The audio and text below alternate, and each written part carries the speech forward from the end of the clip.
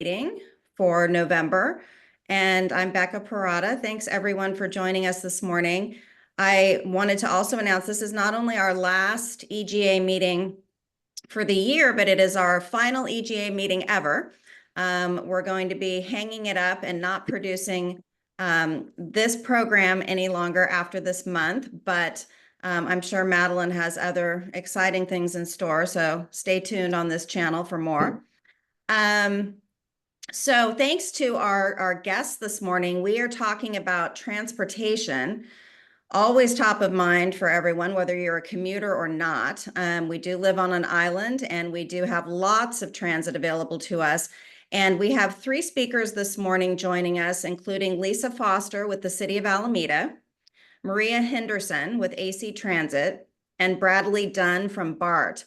Unfortunately, due to illness, SF Bay Ferry is not joining us this morning, but Lisa does have some of those updates and has graciously offered to fill in because, as we know, the ferry is such an integral part of how we commute in Alameda, so we can't miss out on the ferry. So Lisa, I was actually thinking we might want to go ahead and start with you if you're Okay, prepared. And sure. then we'll go to Maria and then we'll finish with Brad.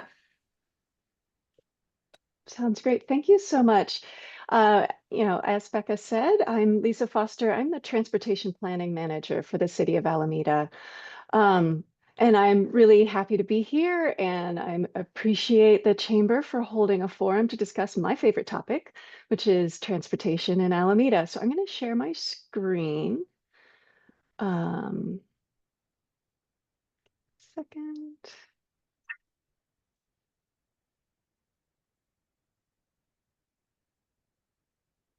That looking okay? All right. So, our work is informed by our guiding principles, and what is shown here is from our general plan mobility element. So we're thinking about equity as we do our work, which is to provide mobility for all Alameda residents. And we're thinking about safety. Our goal is to eliminate fatalities and severe injuries from traffic crashes on Alameda streets by 2035. We're thinking about choices, which is to expand and improve alternatives to low occupancy automobile trips and incentivize mode shift to more environmentally sustainable modes of transportation while recognizing the diverse needs for mobility. And then relatedly, sustainability, which is to reduce the impacts of transportation systems on the environment and transition to a more resilient transportation system. As we know, transportation is the largest contributor to greenhouse gas emissions in Alameda. We have several council adopted plans that provide structure and priorities as we continue working toward our guiding principles. Our Transportation Choices Plan from 2018, our Climate Action and Resiliency Plan from 2019 that is being updated right now, and the General Plan Mobility Element from 2021, our Vision Zero Action Plan. This is where we got our vision for zero traffic deaths and severe injuries, and then our active transportation plan most recently at the end of 2022. I'll start with looking at travel options to and from Alameda. We are, of course, part of a larger system. So when there are traffic impacts on our nearby freeways and in the streets of Oakland, that carries onto our limited crossings. And we do experience some auto congestion from that. And we are working on several initiatives to improve our crossings between Alameda and Oakland, starting most charmingly with our Oakland Alameda Water Shuttle, which just last weekend had a wonderful celebration event of the first 3 months of this service that has served 34,000 riders and 7,400 bikes, despite the fact that it only holds 31 people at a time. We also launched a new schedule with more runs per week because of high demand. It is a free 7-minute ride, Wednesday to Sunday, connecting Alameda Landing at Bohol Circle Immigrant Park to Jack London Square. We have a 2-year pilot so far, but we did just apply for funding to continue past that. It's a true partnership program of the City of Alameda, SF Bay Ferry, Port of Oakland, Alameda TMA, and others. And we appreciate everybody's role that they play in this. Also, we are as involved as we can be with the Oakland Alameda Access Project, which is a big county-led $152 million regional project to improve access to I-880 and I-980. For Alameda, it does that by creating a new direct connection, shown here in yellow, between the Posey Tube and I-880. Importantly, it would also improve safety and reduce traffic in Oakland Chinatown.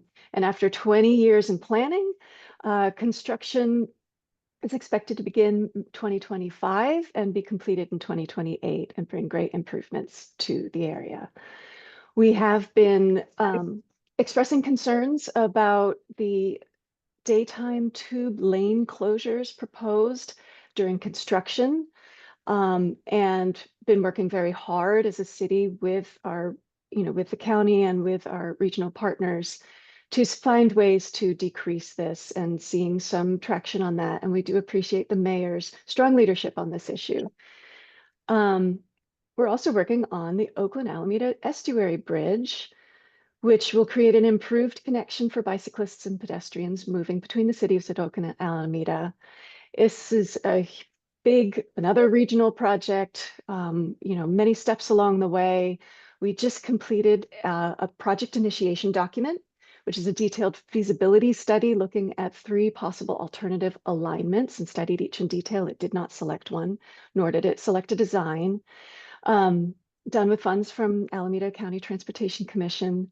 And then our next step is a waterways study. And we did just receive a grant to do this.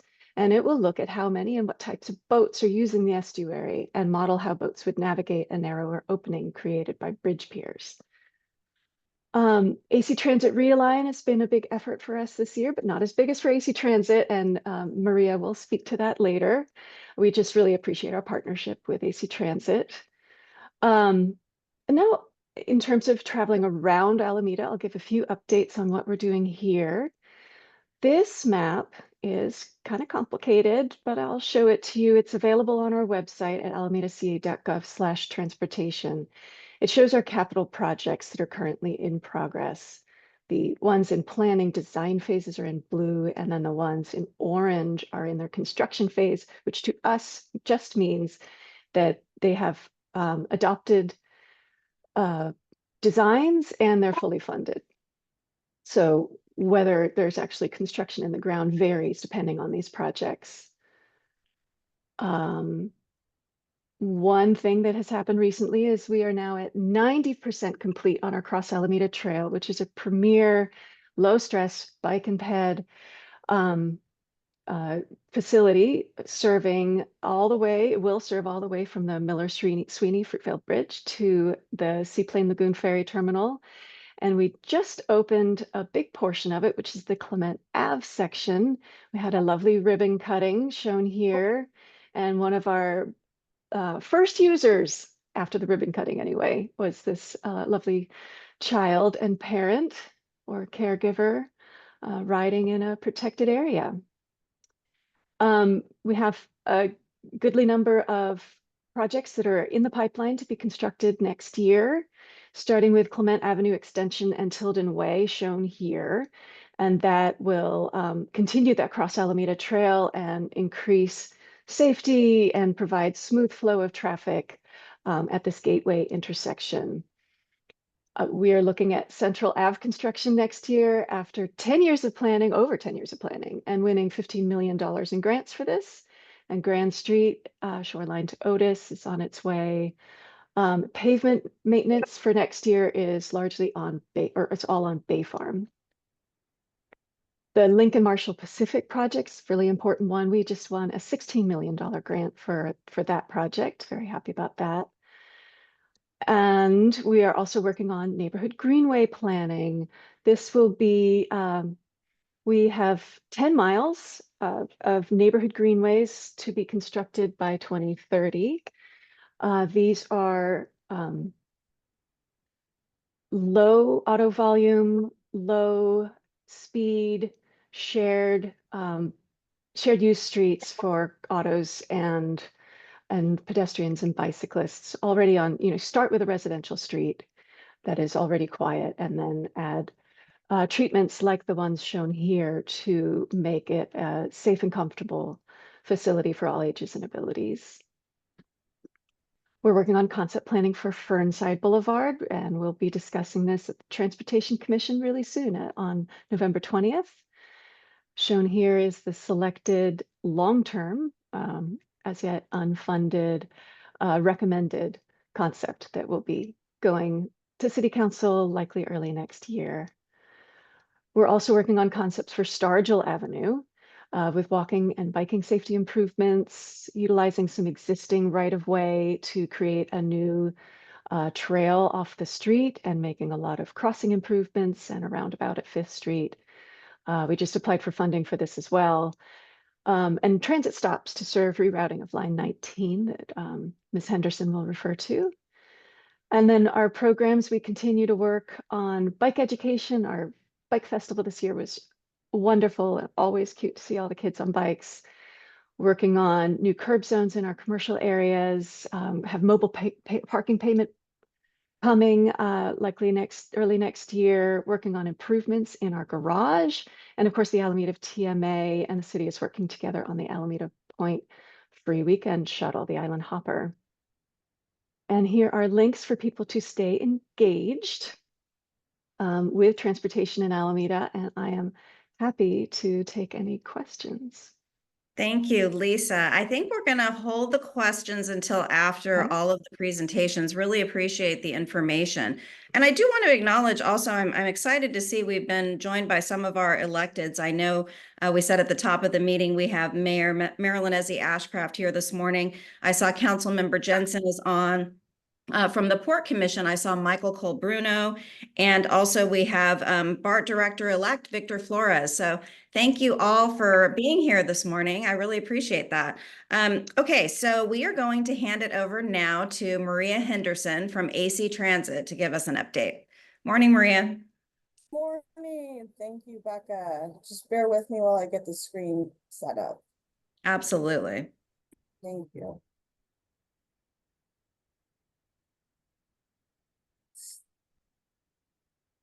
All right, good morning, fellow chamber members. I'm Maria Henderson, External Affairs Representative at AC Transit. Thank you, Becca, for having me this morning to present a brief update on what's happening at AC Transit. And I'm happy to take any questions at the end or later after all of the presentations. So just some overall background information. AC Transit is the largest public bus-only transit system in California.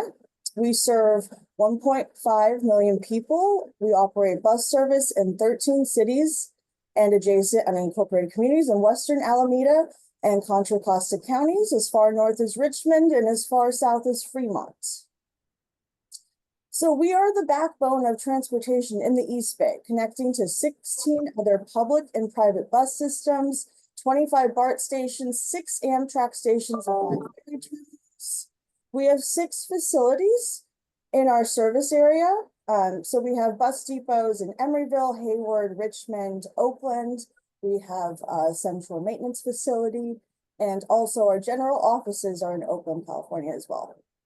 We are a major employer in the East Bay with over 2,200 employees, and we have an operating budget of about $546 million. So AC Transit,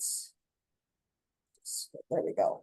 AC Transit is proud to provide a reliable service that is essential for all of our communities. 43% of our riders are transit dependent, meaning that they rely on our bus service to travel to school, work, medical appointments, and even the grocery store, and to make other essential everyday trips. 65% of our riders are low income, and 75% of our riders are people of color. And we also provide 30,000 trips taking students to school every weekday. As you can see from this slide, the district has a very diverse revenue base, which are derived from local, state, federal, and fare box funds. Our operating costs are much more fixed, however, and primarily driven by labor costs.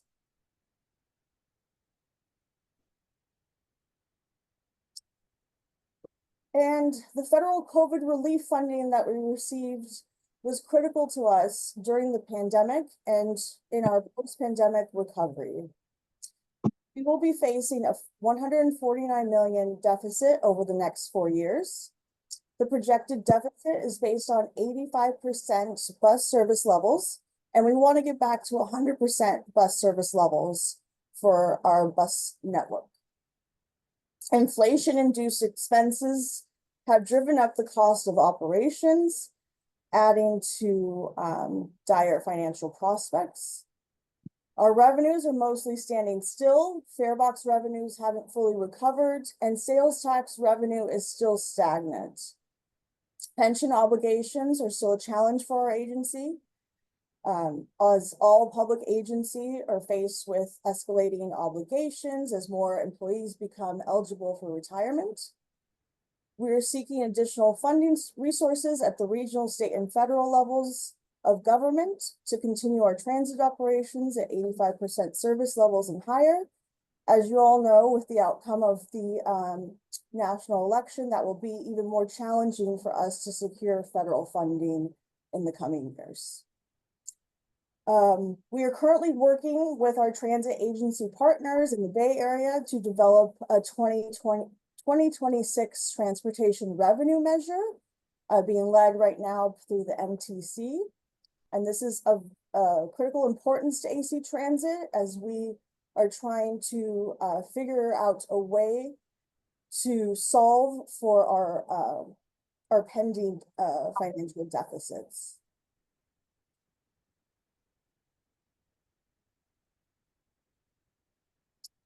So just a quick snapshot of our ridership pre-pandemic versus where we are now. We are happy to report that we have recovered significantly and are now at 76% of pre-pandemic level ridership. So the pandemic had a major impact on our ridership. We actually did fare much better than many other public transit agencies. Our system maintained the second highest ridership in the Bay Area during the height of the pandemic.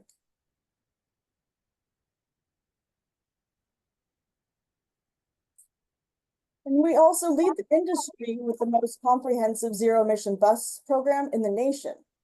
Just last month, we launched our zero-emission bus university at our Hayward division, which will be renovated and equipped to train the 21st century green economy workforce.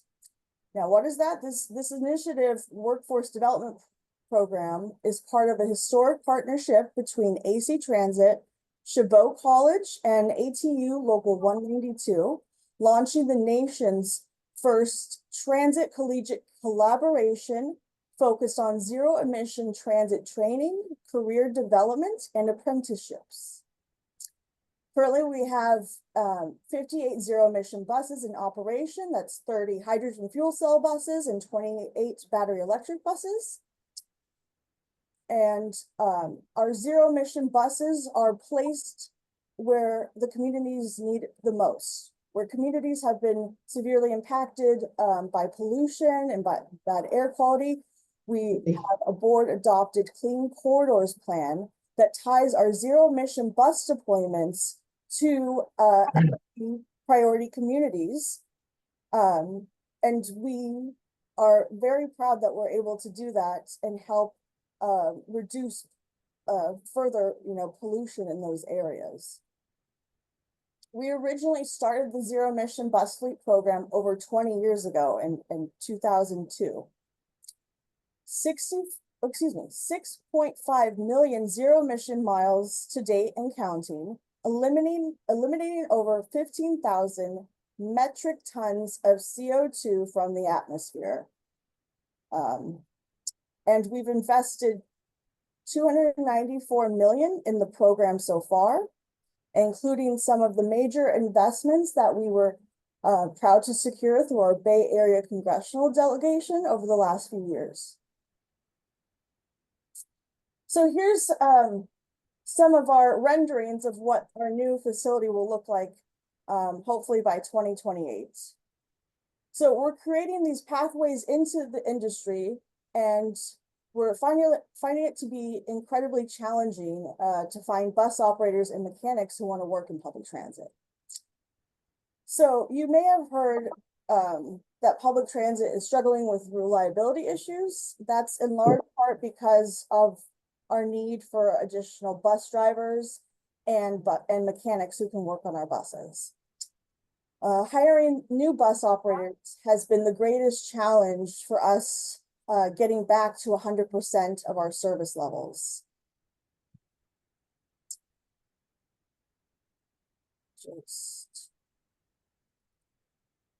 So we need your help. If you can share information that we are hiring bus drivers, bus operators, and mechanics, we greatly appreciate it.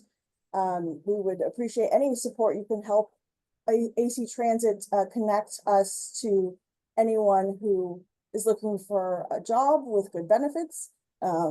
We are stepping up our hiring efforts and offering a $2,000 hiring bonus.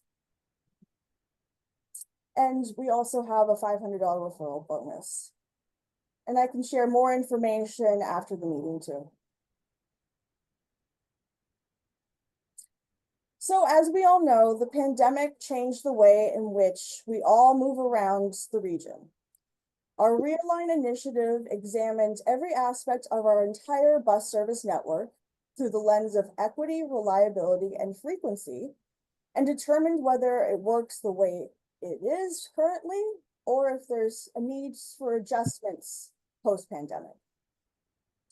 To address reliability issues and to adjust for changes in transportation patterns in the region, we spent the early part of 2023 assessing how people are now using our bus service and how we need to change to meet the demands. We've spent over a year studying how people use the bus network and soliciting feedback, conducting public outreach, meeting with our municipalities. We've been coordinating throughout our service network and with partnering with our local CBOs, community-based organizations as well, to get the information out and hear what people would like to see and how we can better serve them. Additionally, we led a lived experience advisory group, a focus group of populations that are traditionally more difficult to reach, representing voices that are very important constituencies within our bus service area. And we wrapped up our public hearing process in September, and our board of directors approved the plan at our October 9th meeting last month. I'm just going to share some more specific Alameda related changes. So as you can see, line 19 we will extend the current line 19 to Alameda Point via Mitchell Avenue, 5th Street, Willie Stargell, Pan Am Way, West Atlantic, and Webster Street. Service will still travel between Seminary and downtown Oakland. Line 20 will remain the same as the current line 20. Line 21 is proposed to terminate at the Harbor Bay Landing Shopping Center, serve the Harbor Bay Ferry Terminal on weekdays, extend on alternating trips to Chabot Space and Science Center and Skyline High School via Fruitvale Avenue, Montana Street, Harold Street, Champion Street, Lincoln Avenue, Joaquin Miller Road, and Skyline Boulevard.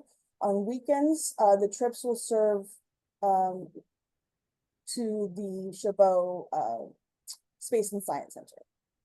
Line 51A will remain the same as the current line 51A. Line OX is proposed to be discontinued with Transbay connections maintained by an extension to line W. Line OX will be discontinued because of the low demand as a second Alameda Transbay option. Bay Farm coverage will be maintained by an extended line W. Line O's alignment will remain the same as the existing line O.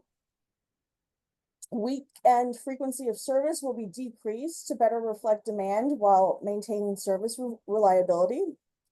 And staff is currently working across our entire district to prepare for implementation of the new service, potentially starting in August 2025. And we will also be launching a major communications campaign to make sure that our riders and our communities know what is to come. One more project that is in development is the AC Transit Park Street Transit Signal Priority and Signal Optimization Project. The Metropolitan Transportation Commission, MTC, Bus Aid Program is a transit transformation action plan initiative. A lot of words there. So this is a program to reduce transit travel times and improve transit reliability. So we're going to make the buses faster on the streets. This project spans Park Street from Alameda Avenue to Otis Drive. It will install transit signal priority and optimize signal timing at 4 signalized intersections along the congested Park Street corridor. Once complete, AC Transit bus routes 2021 OX and 663 will benefit from reduced signal delays. Tentative start date will be early spring 2025, and that'll just be with the design process and environmental reviews. So this project will take a couple of years. Forward to improving transit service along Park Boulevard for our Alamedans that we serve. And right now, AC Transit Transit Safety Survey to better understand the rider experience. The survey is part of a statewide initiative by large transit agencies in California, mandated by Senate Bill 434, which passed by the legislature in 2023. The law requires public transit agencies to collect and share information regarding harassment on public transit. We want to make sure that everyone has an opportunity to provide their feedback by December 1st, so please share with your networks. After the survey closes, AC Transit will be drafting a report due to the legislature by the end of the year. And happy to be here today. Thank you so much for inviting me. Here's some general contact information to better serve you and everyone in Alameda. So thank you again, Becca and Madeline. Thank you, Maria. Thanks for everything you do. That's great news about the ridership being up. And now we just need to get drivers. So thank you. I'm going to turn it over now to Bradley Dunn from BART. Welcome and good morning, Brad. I think you're on mute. And I see that we've been joined by our fire chief, Nick Luby, and base reuse director, Abby Thorne-Lyman. I think I also saw Alan Ty from the city, director of planning, transportation, and building. Thank you for joining us. Brad, are you I'm here. getting it together over there? Okay. I'm sharing the screen. Can you guys see this? Did that work? Yes. Perfect. Thank you. Great. So my name is Bradley Dunn, and I am the manager of local government and community relations for BART. Thank you so much for having me with fellow colleagues. I'm really excited to talk a little bit about BART's time after the pandemic and our role in the region and how we our part to play in Alameda's connectivity. Maria really did a great job of setting the stage with a lot of discussion of the pandemic. BART also had significant troubles, more troubles during the pandemic as a regional rail service. We don't have we have fixed tracks. We can't move buses around to better align with the needs of our riders. But one of the things that we do know in a post-pandemic world is that people have a lot more options about where they're traveling, when they're traveling, and that means that BART really needs to win those riders back by being a first choice service. So we launched our Safe and Clean plan last year in the fall to improve the rider experience, really focused on 3 kind of pillars. The first is safety and security. So we know that if our service isn't safe, not only will we not get those marginal riders that have other opportunities to get other methods of getting where they're trying to go. But also the people that will be left with an unsafe or unclean system will be our transit dependent folks, which isn't equitable. So we've doubled police officer presence system wide. We've increased the number of patrols. So you're much more likely to see a police officer on a train or in a station rather than in a car, outside of a BART station. And we've seen some good success on that. Crime is down 15%. Even though we've obviously, still have, some regrettable incidents, we're moving in a positive direction in that regard. We have substantially increased our evening and weekend service. We can't move our tracks, but we have recognized that in today's world, people are taking more non-commute trips, that those have recovered faster and have moved to serve those rides more effectively. And then we've also doubled the rate of deep cleaning of our cars, so that we can make sure that your ride's as clean as possible. Our security system is really a three-pronged approach. So one, as I said, we've increased those police patrols.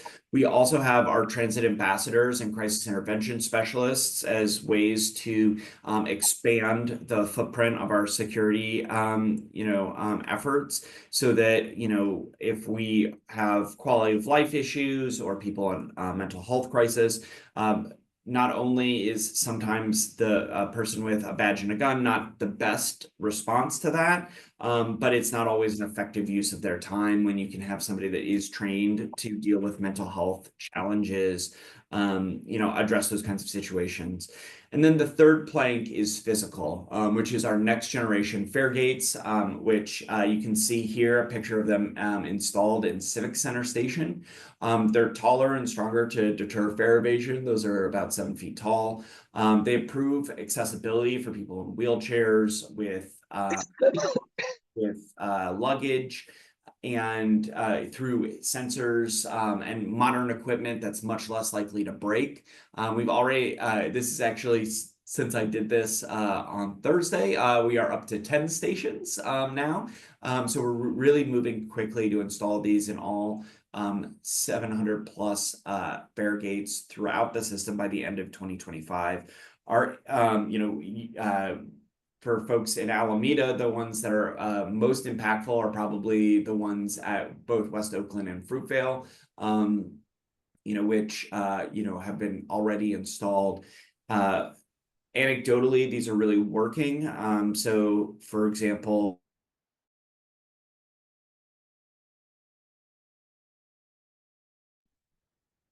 Did we lose audio? Oh, I think you're muted. Sorry.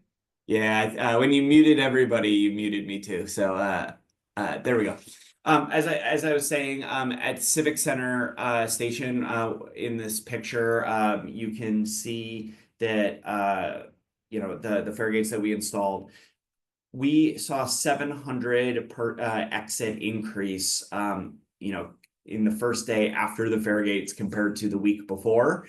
None of the other downtown stations saw that big boost in fare gate exits. So we're really starting to see some anecdotal data coming in showing that it's working. Obviously we don't have all, we've really prioritized some of the hot spots, but we don't have all of the stations, covered with the new fare gates.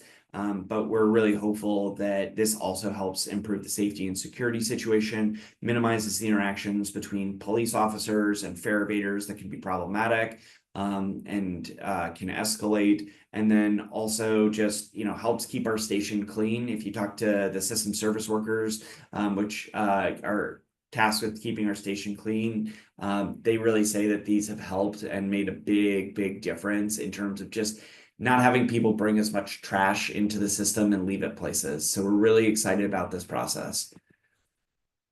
So wanted to talk generally about BART's role in the region. BART helps connect riders with other transit providers like AC Transit. 90% of our regional transfer trips across the Bay Area use BART. Monthly, there's about 300,000 transfer trips between BART and AC Transit. So not only is BART's success really important to extending, those AC Transit routes that take you through Alameda to the rest of the region, but it's also really important to the fiscal health of local and regional bus operators, because if BART isn't there to be that connecting service, there are going to be a lot less people taking that first and last step with local and regional transit.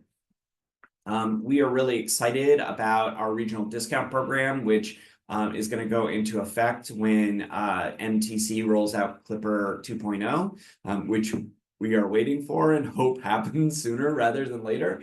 But this is a really cool program that will make a really big difference for a lot of people, especially folks in Alameda who use BART and AC Transit to get throughout the region. So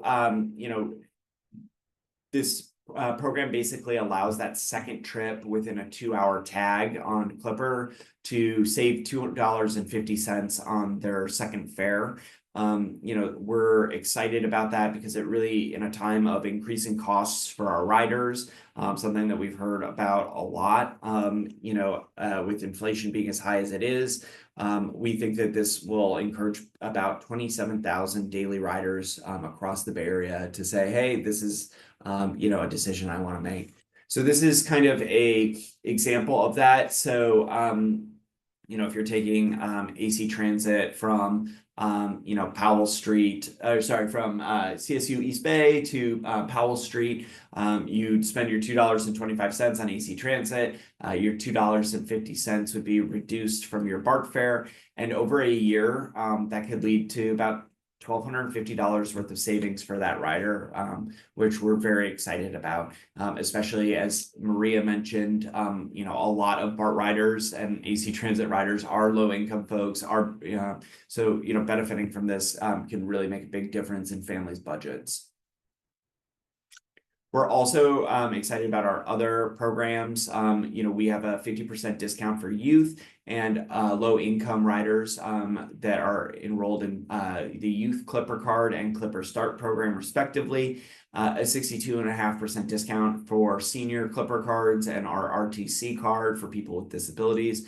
And then Bay Pass is an employer-based monthly transit pass that's offered as a commuter benefit, similar to how a lot of workplaces will buy gym memberships for their employees, or get discounts on pet insurance. It pools the risk, and they get a discounted price. And we've seen over 4 million riders use phase 1 and 2 for this pilot program. If you're interested, we are still signing up employers with more than 150 folks. So if that sounds like you, please do reach out to me. My contact information is at the end, and we'd be glad to get you connected to our Clipper, our Bay Pass pilot program specialist.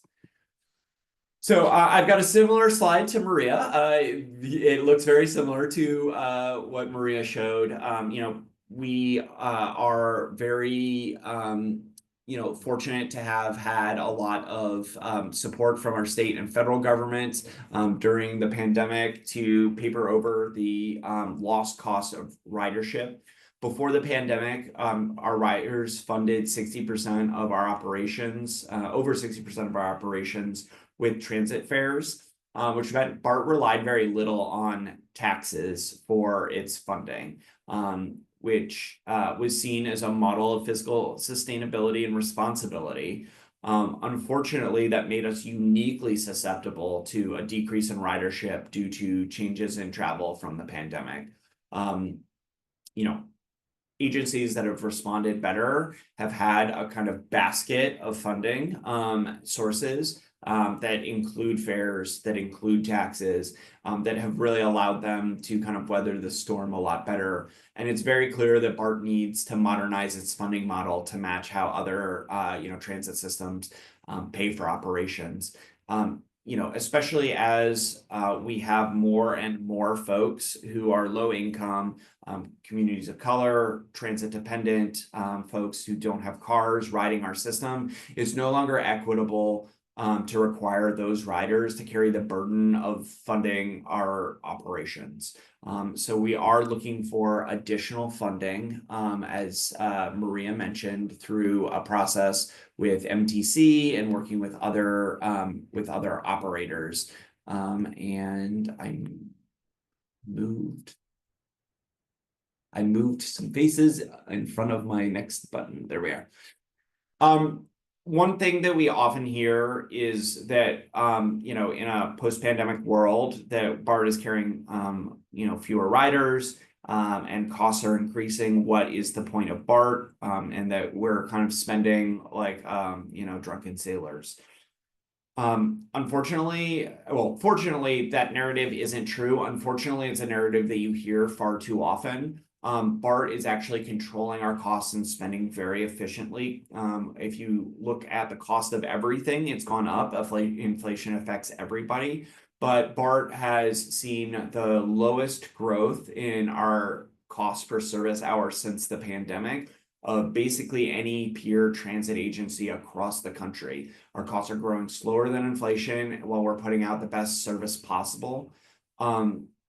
We have some of the best efficiency metrics in the nation. Unfortunately, the circumstances of, the pandemic and remote work have really eaten into the number of commuters that are traveling on a daily basis. You see, we've recovered almost all of our unique Clipper users. Those users are just taking about 1.1 to 1.2 less trips per week. And that's due to remote work. And then our state and local governments don't fund our regional transit operations in the same way as other states.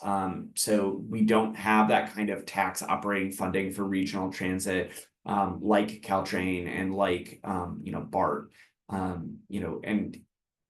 think it's important to see that if you look at the rides, provided by Caltrain, has had slower ridership recovery than BART. SFMTA's downtown San Francisco serving service has also seen, kind of very similar ridership recovery to BART. A lot of our challenges rely on how many people want to go to downtown San Francisco, which is not something that is really in BART's control. We are really trying to keep those costs low because that is in our control and extends our state and federal emergency funding. So hopefully we can find a long-term sustainable solution. When we talk about what a world where we don't have additional funding, it's really important to understand that, like all fixed rail, BART's costs are really often fixed and not very variable. So if you look at the chart above, we have approximately 58% of our costs that are not really variable. They're semi-variable or fixed. So that means essentially turning on the system costs 58% of the full cost of running the system. So if we tried to reduce our costs to fill our deficit, you'd see a really drastic reduction in service, and it would really negatively impact our riders. So a 20% reduction in costs, our operating costs, requires a 65% reduction in service, a 30% reduction in costs, which is similar to our 30% budget deficit, would require an 85% reduction in services. Just fixed rail is very expensive to run and really requires those economies of scale. So if we don't find a stable source of funding, what does the world look like? 60-minute train frequencies, 9 p.m. system closures, stations closed, eliminated lines of service, no weekend service. it would be catastrophic for the Bay Area economy. Lisa was talking about how regional traffic impacts Alameda. It would be catastrophic for traffic. 73% increase in traffic on the Bay Bridge, 22% increase in traffic in the Caldecott Tunnel. That's essentially 3 additional lanes would be needed on the Bay Bridge to accommodate that additional traffic flow. And that would back up all across the Bay Area, right? For Alameda riders trying to get on 880, those bridge delays would be catastrophic for folks trying to get off the island. And so, it is really important to understand that this is not just, numbers. This is people's, people's lives. When people spend more time in traffic, they have worse health outcomes, they have more stress. People wouldn't get to, come home and eat dinner with their families, right? Kids would have to, wouldn't be able to be picked up after school. It'd be harder to get to see family, to get to work. And it would deeply impact our transit-dependent folks across the system. So it's a kind of dire projection, but that's kind of the world that we live in if BART doesn't exist. We are trying to, build support, as Maria said, for a regional transit measure in 2026. And so it's really important that we stay connected. If you have any BART questions, my contact info is here. Our social media is up as well. And I will let this group know that you can still buy one of BART's famous holiday sweaters at railgoods.com for a limited time. And then I do have one bonus slide if we still have time. I was asked specifically to talk about Link 21 for a moment. So Link 21 is a program co-sponsored by BART and Capital Corridor that's looking at enhancing rail service throughout the 21 county Bay Area mega region that goes all the way up to Sacramento. We have been in discussions with the city and other advocates in Alameda about the potential crossing, about a potential station.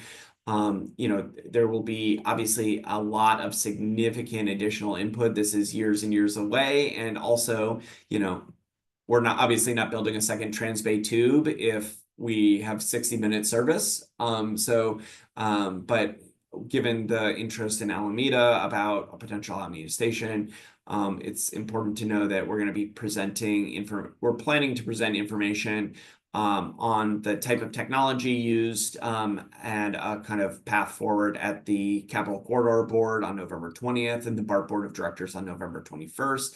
And we're really excited for the state's rail plan to come out in the near future, which will also interact with the plan. So that's your bonus content I believe it was Becca that asked for it, or maybe it was Lisa. I can't remember, but that's my presentation. Happy to answer any questions.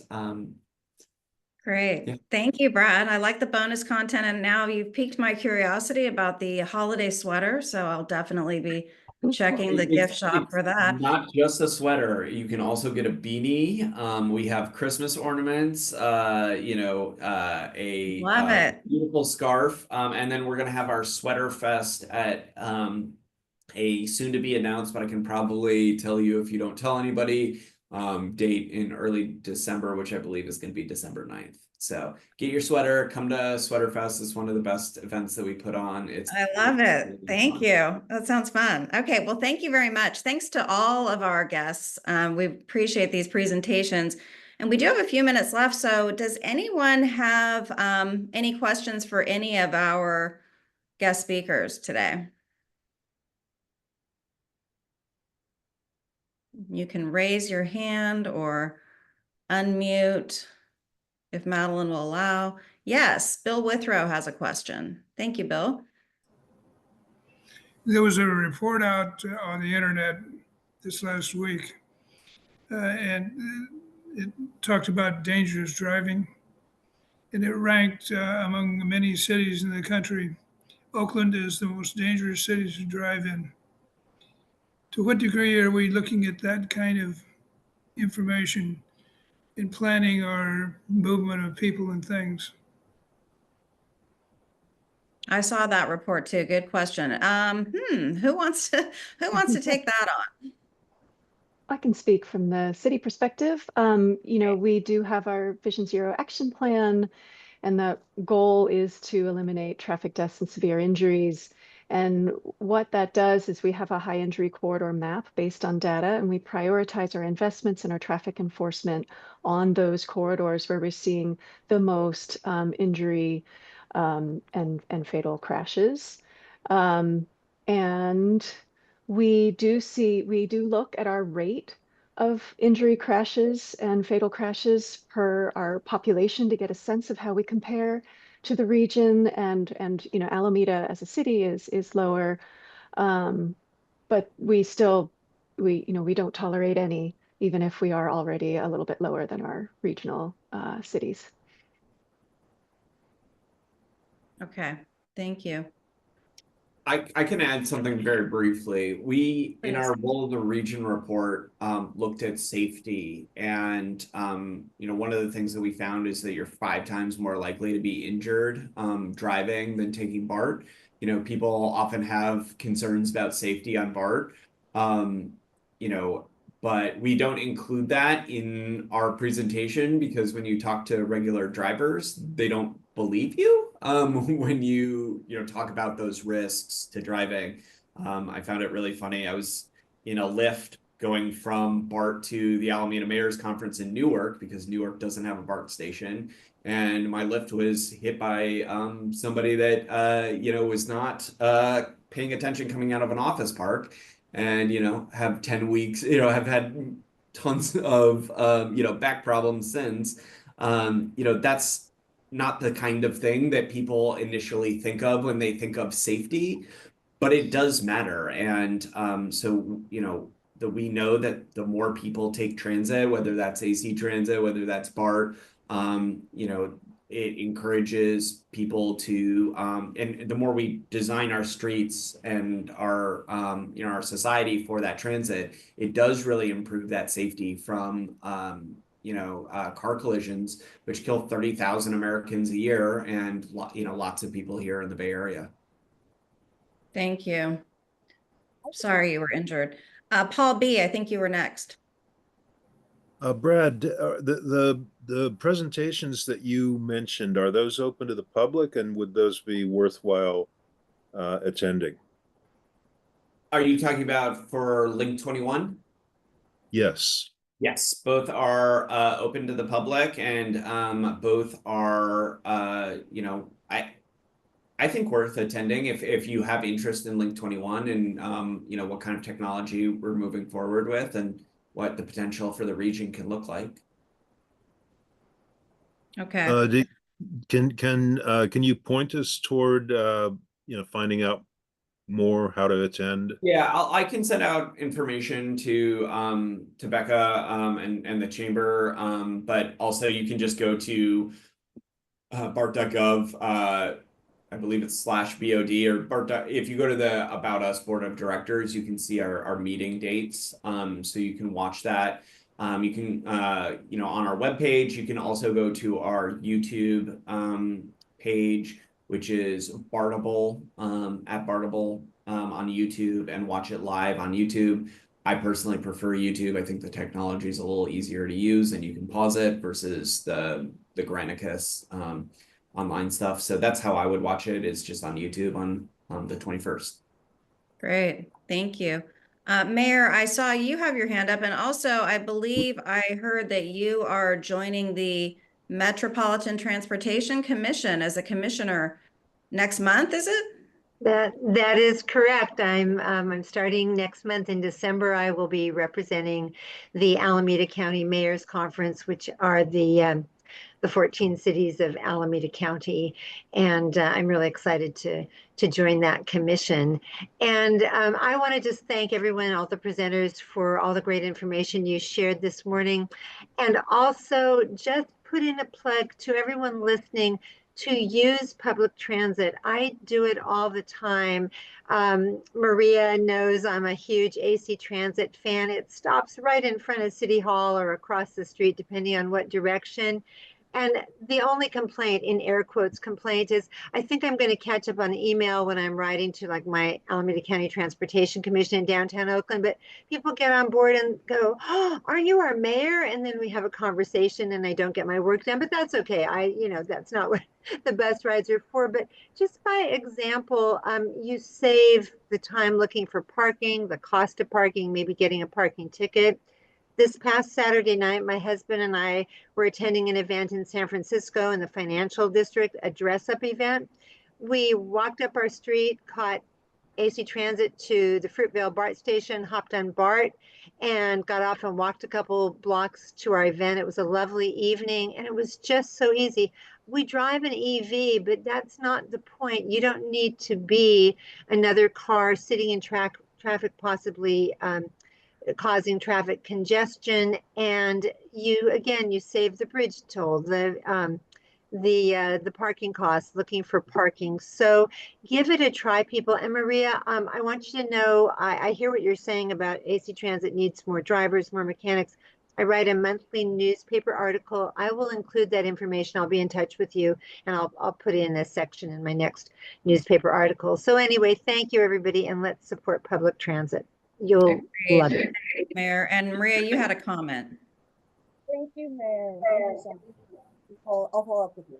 Yeah, to Bill's question about dangerous and reckless driving on city streets, I just wanted to share that AC Transit worked with the city of Oakland on this international quick build project to try and slow down and prevent reckless driving in our bus only lane. So we worked with the city to install delineators to prevent people from using the bus only lane, and then thereby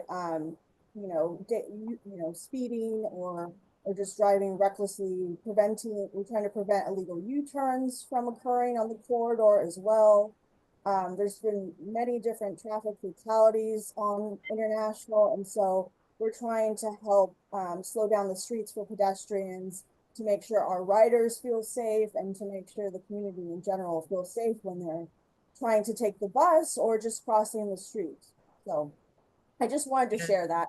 And we do have a website where you can learn more as well, and I can pop that in the chat if that's helpful. Yes, please do. And I see others have also populated the chat with some good information. Jonathan DeLong, good morning. Good morning. Hey, thank you to all of the presenters today. Maybe a general question, or perhaps for Lisa, I'm not sure. Everyone talked about how we live within a system, and we've been talking about transportation systems here. I'm often focused on the system of workforce and jobs and where we get people traveling to and from. And I think a lot about congestion on the island. And I'm wondering if there's any studies or thought given to incentivizing employers to hire within a region to incentivize less travel.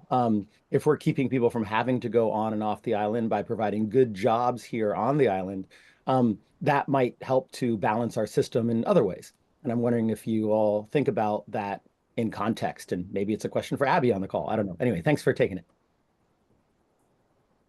I think that's a great question and a great comment. I don't know if Abby, our Base Reuse and Economic Development Department lead, is available to take that.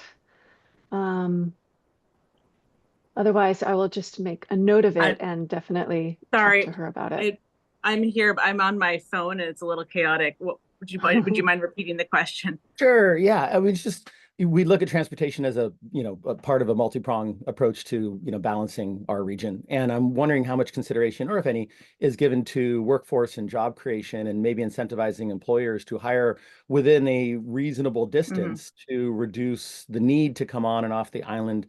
As many of the people on this call know, one of my many hats I wear is on the Alameda County Workforce Development Board, and we talk about transportation equity a lot in our considerations. And I was just thinking about it in the context of this call.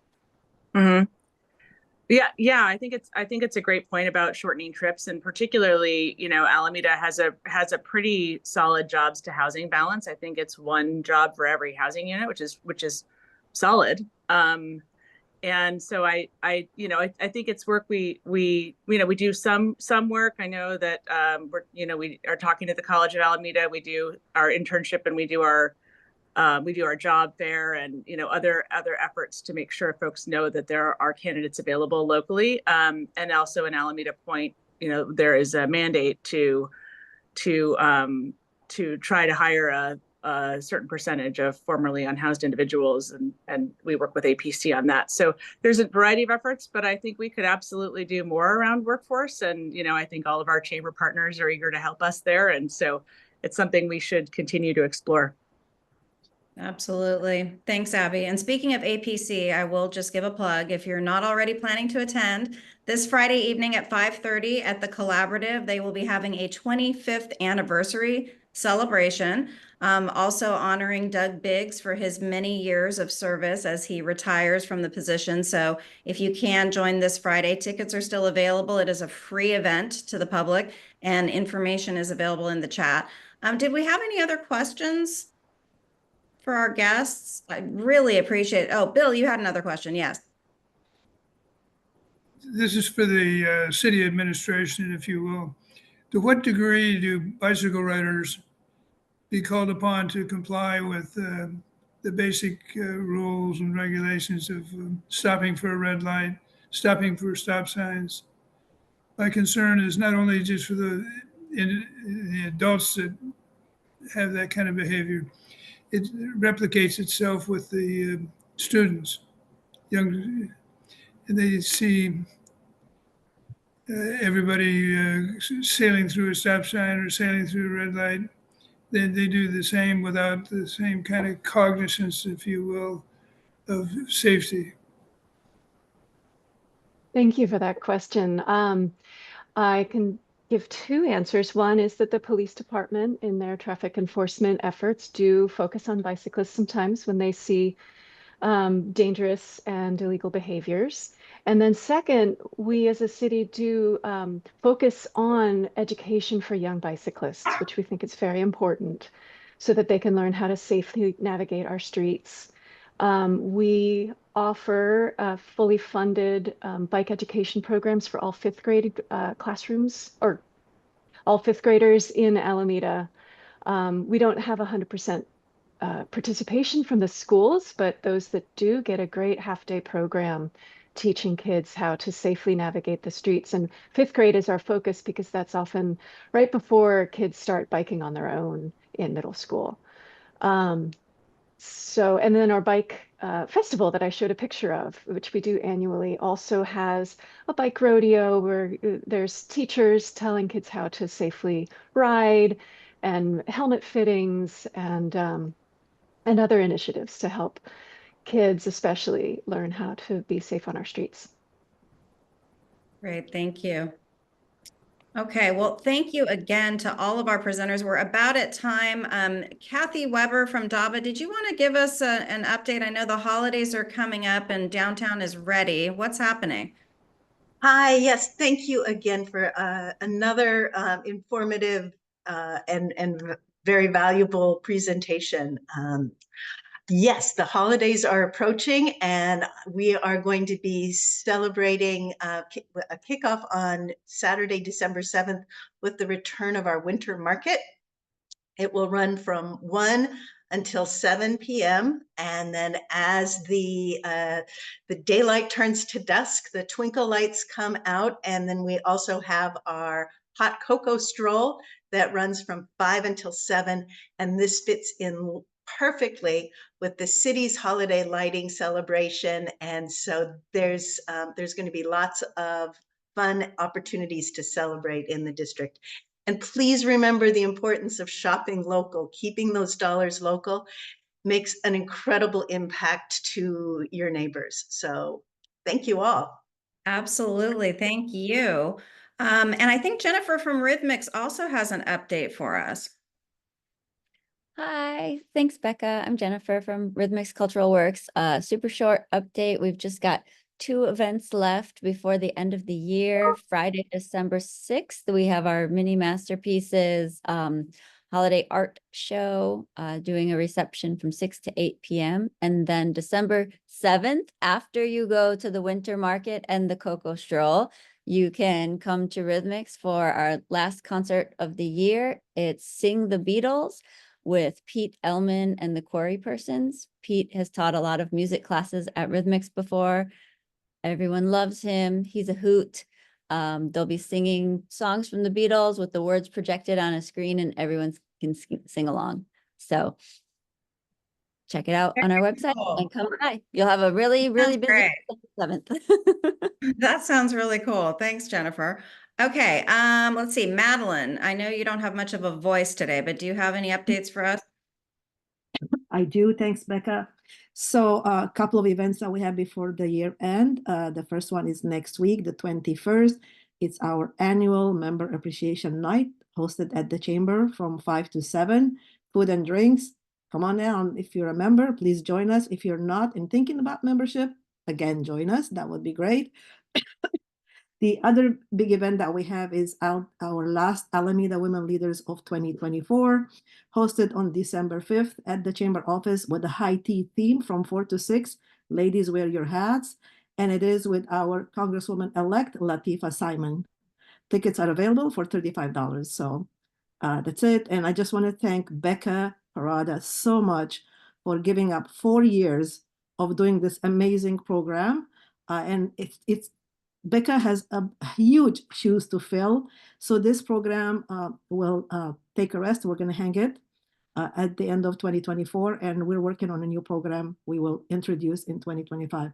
Again, I want everyone to thank Becca because such an amazing job with the people that are joining. Attendance has risen so much from 2020 all the way to 2024. We thank you all so much, but I thank Becca very much from the bottom of my heart. Oh, thank you, Madeline. It has been a ton of fun. I really have enjoyed doing it, and we'll continue to watch this space for new things. And thanks to everyone for all of your participation. And if anybody else has an update that they wanted to give before we sign off here, raise your hand or chime in. Okay. Well, thanks, everybody. Happy Thanksgiving, happy holidays, and I wish everyone well. Take care. Thank you, Thank everyone. you. Bye-bye. Thank you.